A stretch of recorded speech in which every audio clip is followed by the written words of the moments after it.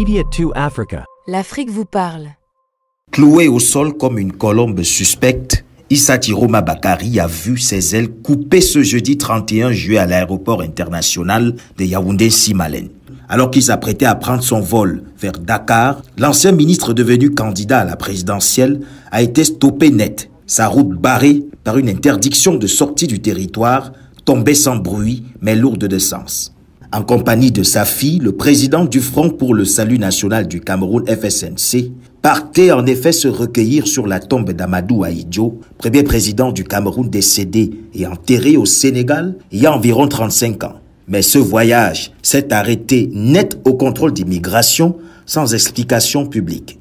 Figure politique controversée, ex-ministre et fidèle soutien du pouvoir pendant une vingtaine d'années, Issa Tiroma compte désormais parmi les challengers du régime de Yaoundé et son interdiction de sortie du territoire suscite déjà des réactions partagées.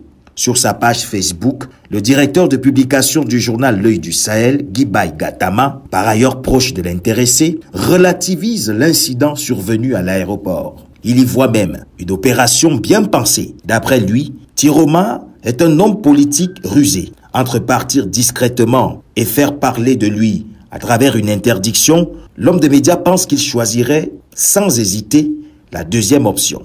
Mais de son côté, l'entourage du ministre dénonce un acharnement envers un adversaire politique, estimant que cette interdiction viserait à affaiblir symboliquement un candidat en pleine ascension. Car Amadou Ahidjo, malgré sa mort en exil et sa rupture historique avec Paul Biya, est resté une figure forte dans la mémoire collective nationale, surtout dans le septentrion camerounais. L'empêchement d'un hommage sur sa tombe à 3 mois du scrutin présidentiel ne serait pas anodin.